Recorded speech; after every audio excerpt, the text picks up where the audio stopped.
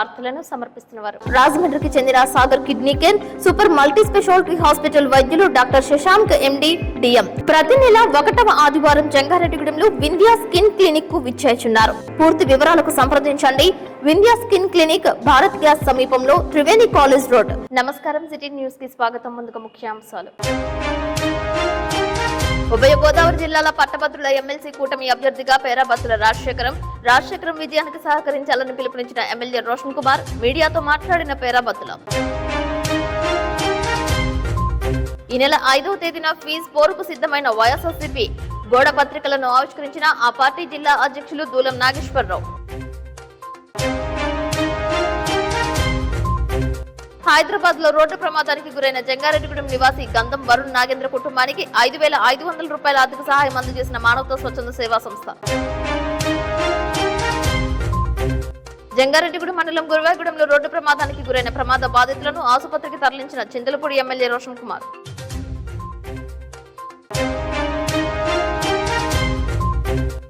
Super 6 పథకాలను అమలు చేస్తాం, కడపలో మహానాడు అంటున్న టీడీపీ నేతలు.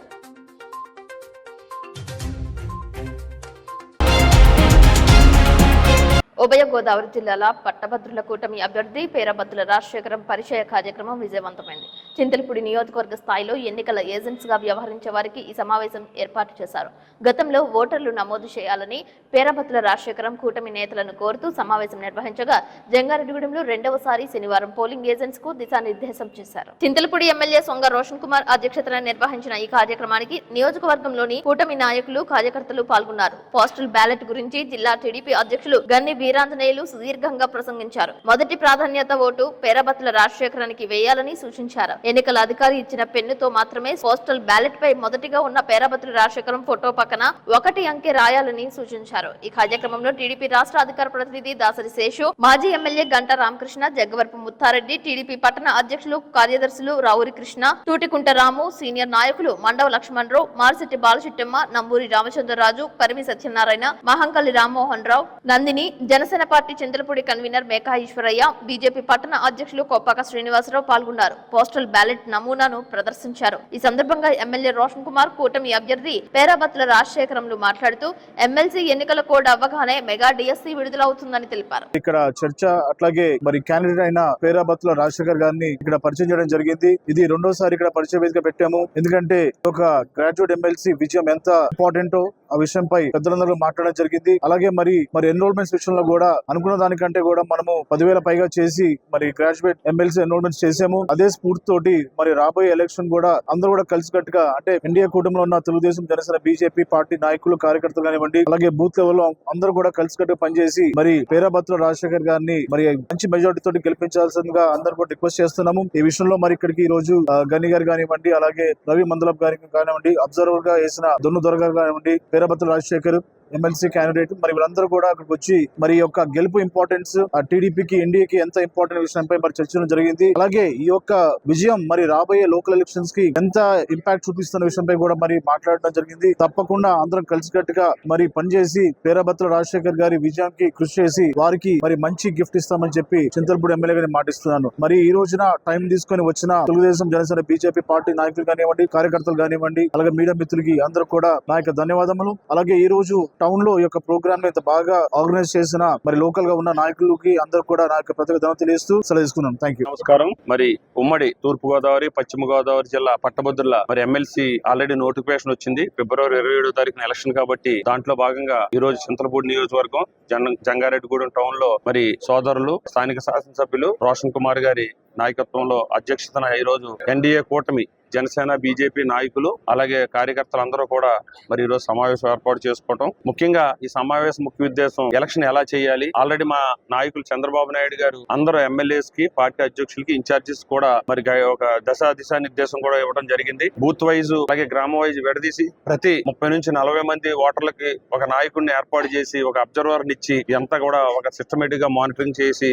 ఒక ప్రణాళికాబద్ధంగా ఈ ఎలక్షన్ లో విజయం సాధించాలని మా నాయకులు సూచించడం జరిగింది. అదేవిధంగా జనసేన నాయకులు పవన్ కళ్యాణ్ గారు కూడా వారి కేడర్కు సందేశం ఇవ్వడం, అలాగే బీజేపీ నాయకులందరికీ కూడా పురంధేశ్వరి గారు కూడా మరి పెద్ద ఎత్తున ప్రచారం చేసి కూటమి అభ్యర్థిని బలపరచాలని వారు కూడా చెప్పడం, మరి మా కూటమి ఇంచుమించుగా 34 నియోజకవర్గాల్లోని కూడా మా కూటమి ఎమ్మెల్యేలు ఎంపీలే ఉన్నారు. ఖచ్చితంగా ఈ గెలుపు కూడా చాలా అవసరం ఈ కూటమికి. ఎందుకంటే గత 7 నెలల నుంచి కూడా ప్రజలు, నాయకులు, అలాగే ప్రభుత్వ ఉద్యోగులు, గ్రాడ్యుయేట్స్, ఉపాధ్యాయులు ఏదైతే ఎన్రోల్మెంట్ జరిగిందో 3,15,000 మంది, ఖచ్చితంగా ఇదంతా కూడా మా పార్టీ సానుభూతి పరులని మేము తెలియజేస్తున్నాం. ఎందుకంటే గతంలో ఈ మేధావులైన పట్టభద్రులందరూ కూడా 2003 మార్చిలో జరిగిన తూర్పు రాయలసీమ, పశ్చిమ రాయలసీమ, అలాగే ఉత్తరాంధ్ర తెలుగుదేశం గ్రాడ్యుయేట్స్ ఆ రోజే గెలిపించడం జరిగింది. మరి చంద్రబాబు నాయుడు గారి నాయకత్వం మీద ఖచ్చితమైన నమ్మకం ఉంది. నిరుద్యోగ యువత ఈ రోజు రాష్ట్రంలో పెద్ద ఎత్తున, గతంలో వైఎస్ జగన్మోహన్ రెడ్డి ప్రభుత్వంలో మరి ఒక డిఎస్సి కూడా పెట్టలేని పరిస్థితి. ఈ రోజు చంద్రబాబు నాయుడు గారు మొదటి సొంతంగా డిఎస్సి పెట్టడం కొన్ని కారణాల వల్ల కొంత లేట్ అయింది. ఏదేమైనా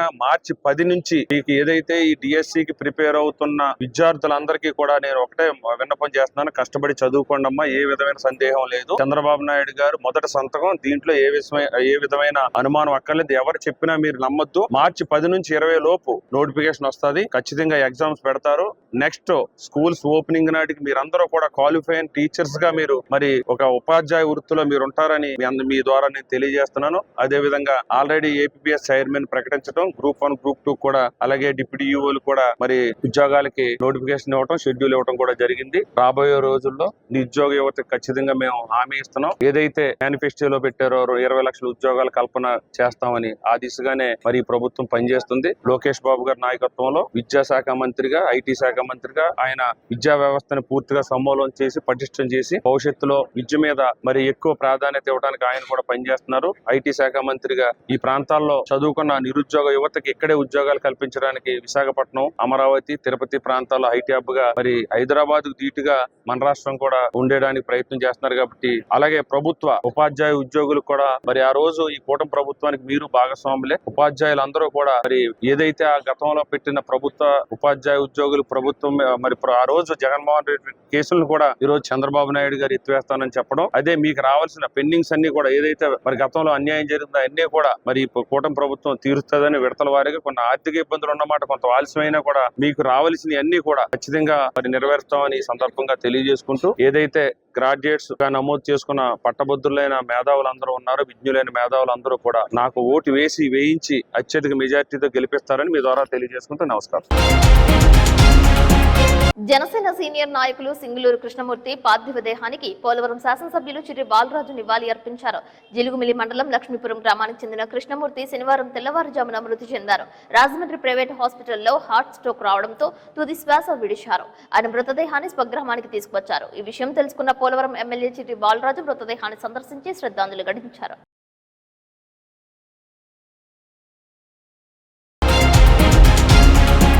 సూపర్ 6 అమలు చేసే తీరుతామని, ఇప్పటికే దీపం ఇచ్చామని, ఈ ఏడాది నుంచే స్కూల్స్ తెరిచే సమయానికి తల్లికి వందనం ఇస్తామని అచ్చెన్నాయుడు తెలియజేశారు. అలాగే రైతులకు అన్నదాత సుఖీభవ కింద 20,000 రూపాయలు ఇవ్వడానికి సిద్ధంగా ఉన్నామని, అలాగే వేట నిషేధ సమయంలో ఏప్రిల్ 15 లోపే మత్స్యకారులకు 20,000 రూపాయలు ఇస్తామని చెప్పిన విధంగా అన్ని కార్యక్రమాలు ఒక్కొక్కటి చేసుకుంటూ వస్తున్నామని, వీటితో పాటుగా ప్రజలకు ఇచ్చిన ప్రతి ఒక్క హామీని నెరవేర్చి తీరుతామని, కడపలో మహానాడు ఏర్పాటు చేస్తామని అన్నారు. ఈ రోజు ఒక మంచి నిర్ణయం తీసుకున్నాం. ఈ రాష్ట్రంలో అనేక ప్రాంతాల్లో మహానాడులు నడిపాం. అటు తిరుపతి గాని, అనంతపూర్ గాని, విజయవాడ గాని, విశాఖపట్నం గాని, రాజమండ్రి గాని, ప్రకాశం గాని అన్ని దగ్గరలా పెట్టాం. ఈసారి కడప జిల్లాలో 27, 28, 29 మహానాడు పెట్టాలని చెప్పి నిర్ణయించాం. 3 రోజులు ఉంటుంది. 2 రోజులు చర్చలు జరుగుతాయి. 2వ రోజు జాతీయ పార్టీ అధ్యక్షుడు ఎన్నిక జరుగుతుంది. 3వ రోజు అక్కడే ఒక ప్రాంతాన్ని ఎంపిక చేసి ఒక భారీ బహిరంగ సభ 29వ తారీఖున చేయాలని చెప్పి నిర్ణయం చేశాం. చాలా మంది మాట్లాడుతున్నారు సూపర్ 6 ఉంది, అమలు చేయడం లేదని. ఆర్థికంగా ఇబ్బందులున్నాయి, సమస్యలున్నాయి. అయినా సరే రేపు జూన్ లోగా ఇంకొక 3 మంచి కార్యక్రమాలని ప్రజానీకానికి సూపర్ 6 లో ఇచ్చిన హామీలు నెరవేర్చాలని చెప్పి నిర్ణయం చేశాం. అందులో భాగంగా రేపు పాఠశాలలు తెరిసే సమయానికి ఏదైతే తల్లికి వందనం కింద ఒక పిల్లవాడికి 15,000 ఇస్తామని చెప్పాము. అదే విధంగా ఎంతమంది పిల్లలుంటే అంతమంది పిల్లలకి, ఒకరున్నా ఇద్దరున్నా ముగ్గురున్నా రేపు స్కూల్స్ రీఓపెనింగ్ సమయానికి తల్లికి వందనం కింద వారి అకౌంట్ లో డబ్బులేసి స్కూళ్లు తెరచడానికి ఈ రోజు పొలిట్ బ్యూరో నిర్ణయం తీసుకున్నాం. అదే విధంగా రైతులకి అన్నదాత సుఖీభవ కింద కేంద్ర ప్రభుత్వంతో కలిపి 20,000 రూపాయలు ఇస్తామని స్పష్టంగా హామీలు ఇచ్చాం. చాలా ఇబ్బందులున్నాయి, సమస్యలున్నాయి, కానీ ఇచ్చిన హామీ నెరవేర్చాలి. కాబట్టి రేపు కేంద్ర ప్రభుత్వం మేలో ఇచ్చిన జూన్లో వాళ్ళు ఇన్స్టాల్మెంట్ ఇస్తే ఆ ఇన్స్టాల్మెంట్ తో కలిపి రాష్ట్ర ప్రభుత్వం కూడా అన్నదాత సుఖీభవ కింద ఈరోజు రైతులకి డబ్బులు ఇవ్వాలని నిర్ణయం చేశాం. ఈ రోజు మత్స్యకారులు ఉన్నారు. మత్స్యకార భరోసా ఏదైతే వేట నిషేధ సమయానికి 10,000 ఇచ్చేవాళ్ళు 20,000 ఇస్తామని చెప్పాం. నిషేధం రేపు ఏప్రిల్ 15 నుంచి జూన్ 15 వరకు 2 మాసాలు వేట నిషేధం ఉంటుంది.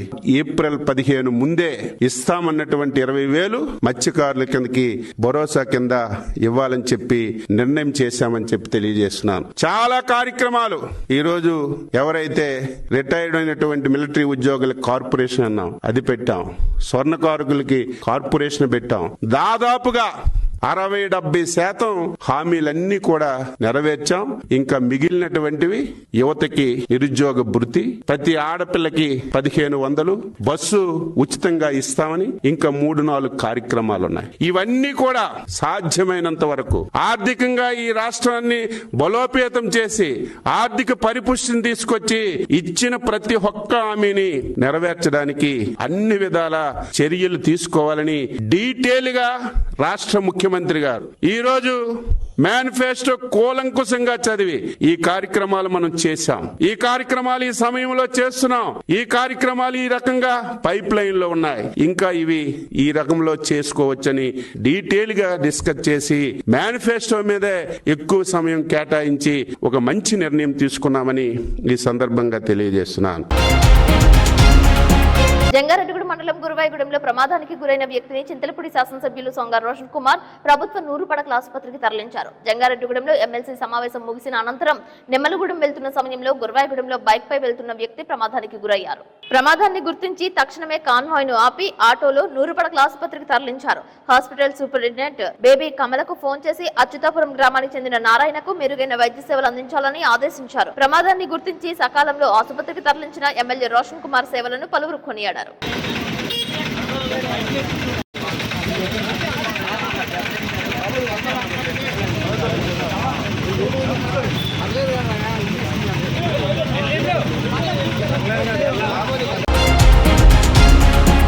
మండల కేంద్రమైన జిలుగుమిల్లిలో లారీ టైర్ పంచర్ పడింది. దీంతో ఒక్కసారిగా లారీ దిగువ భాగంలో మంటలు వ్యాపించాయి. దీనిని గమనించిన లారీ డ్రైవర్ తో పాటు స్థానికులు మంటలను అదుపు చేశారు. ప్రయాణికులు సైతం సహాయం అందించి నీటిని చల్లడంతో మంటలు చల్లారాయి. దీంతో భారీ ప్రమాదం తప్పినట్లయిందని అందరూ ఊపిరి పీల్చుకున్నారు. ఏమైనా పెట్రోల్ ట్యాంక్ మంటలు వ్యాపించి ఉంటే లారీ దహనంతో పాటు భారీ ప్రమాదమే సంభవించి ఉండేదని స్థానికులు తెలియజేశారు.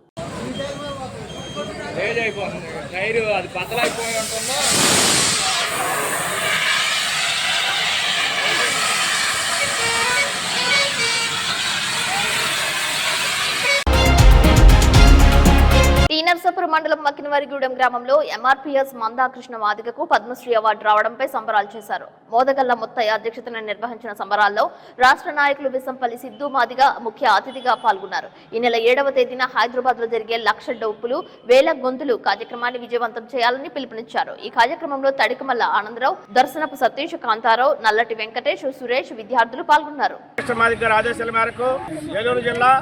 పోలవరం నియోజకవర్గం టీ నరసాపురం మండలం మక్కినవారిగూడెం గ్రామంలో 1,00,000 డప్పులు 1000 గొంతులు కార్యక్రమం ఫిబ్రవరి 7వ తారీఖున హైదరాబాద్ మహానగరంలో ఘనంగా జరగబోతా ఉంది.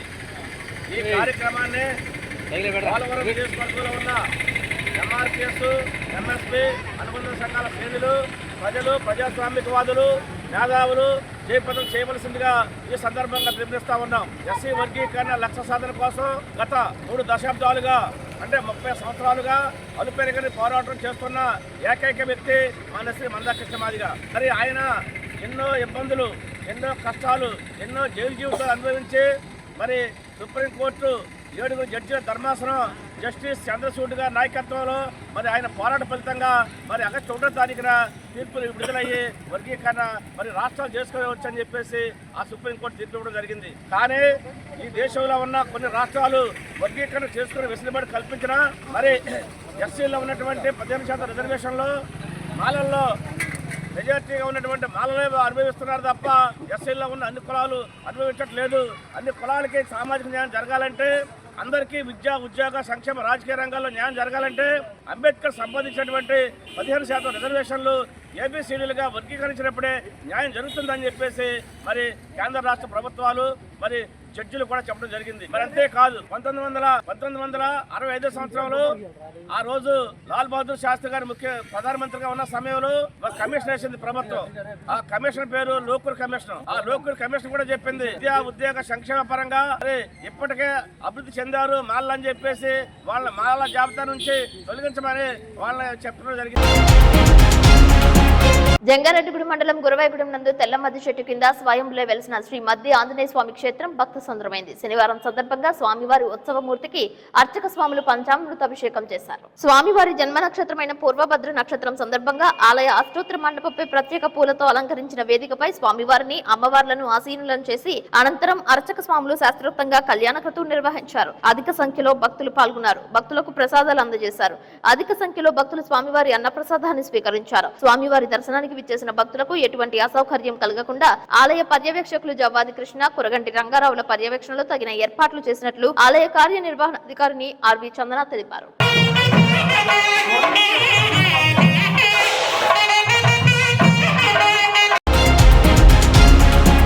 జంగారెడ్డిగూడెంలో ఆర్యవైశ్య కళ్యాణ మండపం వెనుక రోడ్లో ఉంటున్న గంధం నాగేశ్వరరావు మనోడు గంధం వరుణ్ నాగేంద్ర రోడ్డు ప్రమాదానికి గురయ్యారు. హైదరాబాద్ యశోద హాస్పిటల్లో వెంటిలేటర్ పై ఉన్నట్లు తెలియజేయగా జంగారెడ్డిగూడెం మానవతా సంస్థ స్పందించి సంస్థ తరపున 5,000 రూపాయల చెక్కును అందజేశారు. మానవతా ఉపాధ్యక్షులు అల్లూరు రామకృష్ణ 500 రూపాయల ఆర్థిక సహాయం అందించారు. మొత్తం 5,500 రూపాయలను నాగేంద్ర కుటుంబానికి అందజేశారు. ఈ కార్యక్రమంలో మానవతా మండల అధ్యక్షులు ఆయన రమణమూర్తి, ఉపాధ్యక్షులు అల్లూరు రామకృష్ణ, సెక్రటరీ గద్దె సత్యనారాయణ, ట్రెజరర్ ఇమ్మంది మాధవరావు, కర్పూరం వెంకన్న బాబు తదితరులు పాల్గొన్నారు.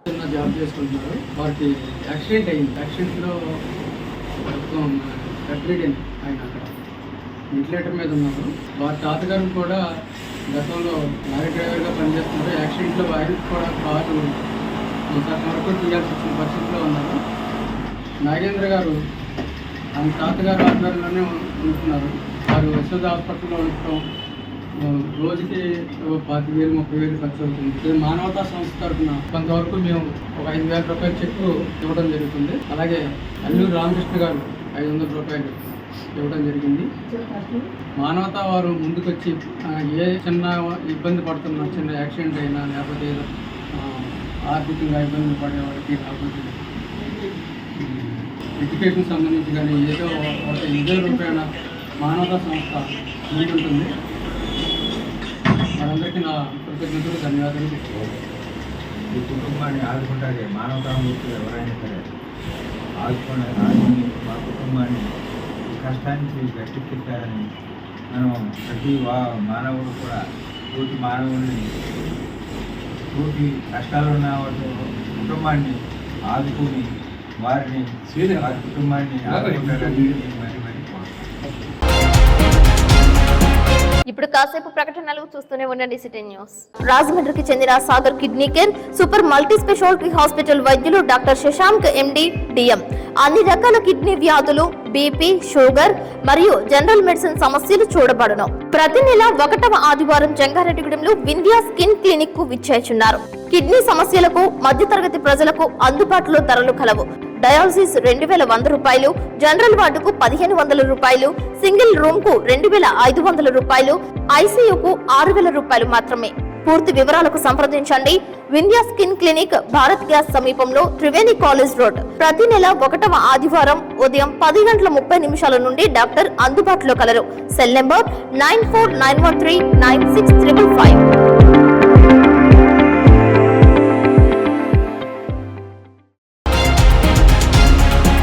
Welcome back. ఏలూరు వైఎస్ఆర్సీపీ జిల్లా పార్టీ కార్యాలయం నందు ఫిబ్రవరి 5వ తారీఖున జరగబోయే వైఎస్ఆర్సీపీ ఫీజ్ 4 పోస్టర్ ను శనివారం ఆవిష్కరించారు. Fire station centre Rajasekhara Reddy విగ్రహం వద్ద నుండి కలెక్టరేట్ వరకు ర్యాలీ కార్యక్రమం అనంతరం కలెక్టర్ కి డిఈఓకి వినతి పత్రం అందజేస్తామని తెలియజేశారు. ఈ కార్యక్రమంలో జిల్లా incharge Dulam Nageswararao, Eluru incharge Mamillapalli Jayaprakash, Chintalapudi incharge Vijayaraju, city president Gudideshi Srinivas, కార్పొరేటర్లు, నాయకులు పాల్గొన్నారు. ఈ సందర్భంగా దూలం నాగేశ్వరరావు మాట్లాడుతూ రాష్ట్ర వ్యాప్తంగా వైఎస్ జగన్మోహన్ రెడ్డి ఆదేశాల మేరకు అన్ని కలెక్టరేట్ కార్యాలయాల వద్ద ఫీజ్ పోర్ కార్యక్రమం నిర్వహించనున్నట్లు తెలియజేశారు. ఫిబ్రవరి 5వ తారీఖున జరగబోయే కార్యక్రమాన్ని విజయవంతం చేయాలని పిలుపునిచ్చారు. ఫీజు రియంబర్స్మెంట్ ఇవ్వకుండా కూటమి సర్కారుపై నిరసన గళాన్ని పెద్ద ఎత్తున చేపడుతున్నట్లు తెలిపారు. ఫిబ్రవరి 5వ తేదీన జరగబోతున్నటువంటి ఈ ప్రభుత్వంపై వైఎస్ఆర్సీపీ కార్యక్రమాన్ని రాష్ట్ర వ్యాప్తంగా జరిపేటువంటి కార్యక్రమంలో భాగంగా ఏలూరు జిల్లా పార్టీ అధ్యక్షులుగా, అలాగే ఏలూరు జిల్లాలో ఉన్నటువంటి 7 నియోజకవర్గాల ఇన్ఛార్జీల ఆధ్వర్యంలో అందరూ నాయకులతో కలిసి ఏలూరు యొక్క వైఎస్ఆర్ విగ్రహం ఫైర్ స్టేషన్ దగ్గర నుంచి కలెక్టరేట్ వరకు కూడా, అలాగే ఈ యొక్క సమస్యలపైన ప్రత్యేకంగా డిఓ గారికి కూడా మెమోరాండం ఇచ్చేటువంటి కార్యక్రమం. రాష్ట్ర వ్యాప్తంగా వైఎస్ జగన్మోహన్ రెడ్డి గారి ఆదేశాల ప్రకారం ఈ ప్రభుత్వం ఫీజు రియంబర్స్మెంట్ బకాయిలు ఇవ్వకుండా విద్యార్థులను వేధిస్తున్నటువంటి ఈ కూటమి సర్కారుపై నిరసన గళమే ఈ ఫిబ్రవరి 5వ తేదీన జరిగేటువంటి 3 త్రైమాసికాలుగా ఫీజు రియంబర్స్మెంట్ బకాయిలు పెండింగ్ పెట్టి ఫీజులు కట్టకపోవడంతో కాలేజీ నుంచి విద్యార్థులనేమో వెళ్ళగొడుతున్నటువంటి యాజమాన్యాలు, దిక్కు తోచనటువంటి స్థితిలో చదువులు మధ్యలో ఆగిపోతున్న విద్యార్థుల తల్లిదండ్రులు చాలా బాధపడుతున్నటువంటి విషయం. కాలేజీలకు వెళ్లాల్సిన విద్యార్థులు మధ్యలో మరి కాలేజీలకు వెళ్ళలేక ఫీజు కట్టలేకపోవడం వల్ల పొలాల బాట బట్టి కూలి పనులు చేసుకునేటువంటి దుస్థితి కూడా కలిగిస్తుంది. ఈ రోజున పేద పిల్లల చదువులకు సహకారం చేస్తూ ఫీజు రియంబర్స్మెంట్ పథకాన్ని పెట్టి నాడు ఫీజు రియంబర్స్మెంట్ కార్యక్రమం పెట్టినటువంటి దివంగత నేత వైఎస్ఆర్ గారు. మరి వైఎస్ఆర్ బాటలో జగనన్న 2019 జగనన్న ప్రభుత్వం వచ్చిన తర్వాత వైఎస్ఆర్ బాటలోనే మరో 2 అడుగులు ముందుకు వేసి 93% మంది పిల్లలకు మేలు చేసినటువంటి వైఎస్ జగనన్న ప్రభుత్వం మన పిల్లలు తలరాతలు మార్చాలంటే అది ఒక చదువుతోనే సాధ్యమైనటువంటి నమ్మినటువంటి జగనన్న ప్రభుత్వం ఆ దిశగా పరిపాలన విప్లవాత్మకమైనటువంటి మార్పులు తీసుకొచ్చి పేదలకు న్యాయం చేయాలన్నటువంటి చిత్తశుద్ధి సంకల్పంతో పాలనలోనూ కూడా సంస్కరణ తీసుకొచ్చినటువంటి జగనన్న ప్రభుత్వం. విద్యకు టాప్ ప్రయారిటీ ఇచ్చిన వైఎస్ఆర్సీపీ హయాంలో మాత్రమే మన జగనన్న మాత్రమే చెప్పక తప్పదు. గత విద్యా సంవత్సరం గత డిసెంబర్ త్రైమాసికం వరకు కూడా 12,609 కోట్ల రూపాయలు ఒక విద్యాదీవెనకి ఖర్చు చేసి మరి నిజంగా విద్యాదీవెన వసతి దీవెన పథకాలకి 18,000 కోట్ల రూపాయలు ప్రతి సంవత్సరం లెక్కేసుకుంటే మొత్తం ఈ రోజున జగనన్న ప్రభుత్వానికి ఆయన చేసినటువంటి కార్యక్రమాలకు చిత్తశుద్ధి ఇదే నిదర్శనం. ఇక చూస్తే ఈ రోజున నేడు అమ్మఒడి, ఇంగ్లీష్ మీడియం, 3వ తరగతి నుంచే ట్రోఫిల్, 3వ తరగతి నుంచే సబ్జెక్ట్ టీచర్ ఇవన్నీ రద్దు అయిపోయినాయి. దాంతోపాటుగా సిబిఎస్ఈ నుంచి ఐబీ దాకా ప్రయాణం 8వ తరగతి పిల్లలకు ట్యాబులు, బైజూస్ కంటెంట్స్ ఇవన్నీ లేవు, అయిపోయినాయి, పక్కన పెట్టేశారు. నాడు నేడు పనులు అటకెక్కేశారు. ఇలా అన్నిటినీ కూడా రద్దు చేశారు. ఎందుకంటే జగనన్న ప్రభుత్వంలో జగనన్న ఈ పేద విద్యార్థుల కోసం, పేద మధ్య తరగతి విద్యార్థుల వాళ్ళ దిశ కూడా తిరగాలి, వాళ్ళ కుటుంబాలు ఆర్థికంగా ఎదగాలి. ఆర్థికంగా ఎదగాలంటే ఈ చదువు ఒకటే మార్గం నమ్మినటువంటి ప్రభుత్వం జగనన్న ప్రభుత్వం కనుక. జంగారెడ్డిగూడెంలో గోకుల తిరుమల పారిజాతగిరిపై వేంచేసి ఉన్న శ్రీ వెంకటేశ్వర స్వామి ఆలయం భక్తి సుందరమైంది. శనివారం కావడంతో స్వామివారి దర్శనానికి టూరిస్ట్ యాత్ర బస్సులో భక్తులు అధిక సంఖ్యలో దర్శించుకున్నారు. వేకువజామున నుండి అధిక సంఖ్యలో భక్తులు ఆలయానికి తరలివచ్చారు. ఉదయం 5 గంటల నుంచి సుప్రభాత సేవ, తోమాల సేవ, ఆరాధన, తీర్థప్రసాద గోష్ఠి, బాలభోగ నివేదన అనంతరం భక్తులకు స్వామివారు ప్రత్యేక దర్శనం చేశారు. ఆలయ ప్రధాన అర్చకులు నల్లూరి రవికుమారాచార్యుల ఆధ్వర్యంలో స్వామివారికి విశేష కైంకర్యాలు నిర్వహించారు. ప్రత్యేక పూజలు జరుపుకుంటున్న భక్తులు మొక్కుబడులు చెల్లించుకున్నారు. భక్తులు ఎటువంటి అసౌకర్యానికి గురి కాకుండా ఆలయ కార్యనిర్వహణాధికారి మానికల రాంబాబు ప్రత్యేక దర్శన ఏర్పాట్లతో పాటు పలు సేవలు అందించారు. ఉచిత అన్నప్రసాద వితరణ దాతలుగా రొక్కం మణికంఠ, మారుతి దంపతులు ఉచిత అన్నప్రసాద దాతలుగా వ్యవహరించారు. వీరికి ఆలయ అర్చకులు నల్లూరి రవికుమారాచార్యులు, ఋషికేశ్ కుమారాచార్యులు, రాఘవాచార్యులు స్వామివారి శేషవస్త్రాలతో సత్కరించారు. ఆలయ అభివృద్ధి కమిటీ సభ్యులు రెడ్డి రంగాప్రసాద్, మాదాల రామ్మోహన్ రావు, వాసవి సాయి నాగేష్ పాల్గొన్నారు.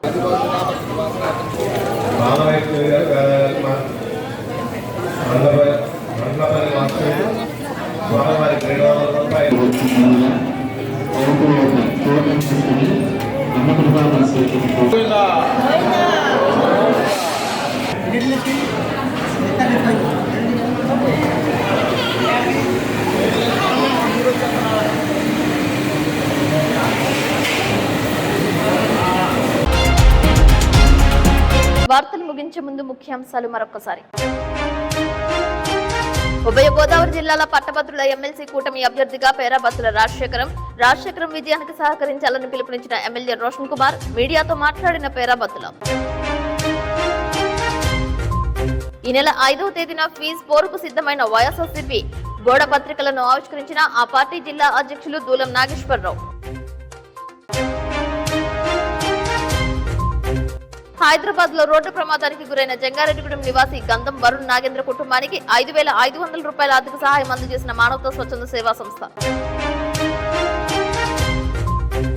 జంగారెడ్డిగూడెం మండలం గురువాగూడెంలో రోడ్డు ప్రమాదానికి గురైన ప్రమాద బాధితులను ఆసుపత్రికి తరలించిన చింతలపూడి ఎమ్మెల్యే రోషన్ కుమార్.